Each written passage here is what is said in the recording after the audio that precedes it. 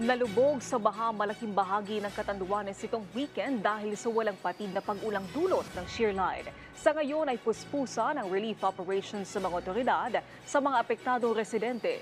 Si Rosie Nieva ng Radyo Pilipinas Virac sa sentro ng balita.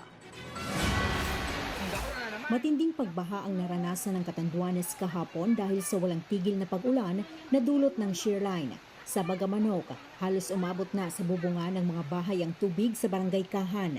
Nagmistulang dagat naman ang sitwasyon sa Pacogon, San Miguel matapos bahain ang malaking bahagi ng lugar.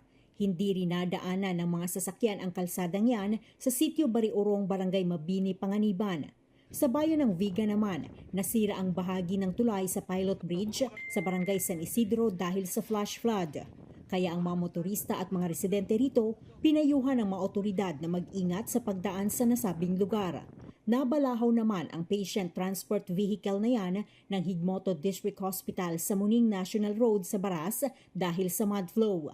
Agad namang sumaklolo ang Bureau of Fire Protection at Municipal Disaster Risk Reduction and Management Office Baras upang mailigtas ang mga sakay nito. Naging pahirap pa naman ang pagsagip ng Municipal Disaster Risk Reduction and Management Office ng San Miguel sa 3 bangkero na inanod ng malakas na tubig sa Barangay Ubo. Habang patuloy na pinaghahanap ng Philippine Coast Guard ang isa pa nilang kasama. Sa tindi ng epekto ng shear line sa isla, libo-libong Katandunganon ang inilikas matapos ipag-utos ni Governor Patrick Asanza ang mandatory evacuation sa lahat ng mga apektadong bayan. Suspendido rin ang klase sa lahat ng antas sa buong lalawigan ngayong araw bilang pag-iingat sa kaligtasan ng mga guro at mag-aaral. Patuloy naman ang clearing operations ng mga otoridad sa ilang lugar na tinamaan ng landslide.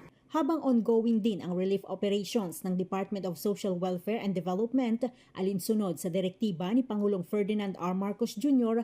na tiyaking mabilis at sapat ang tulong na maipararating sa mga pamilyang naapektuhan ng naturang kalamidad. Mula rito sa Catanduanes, para sa Integrated State Media, Rosie Nieva ng Radyo Pilipinas, Radyo Publiko.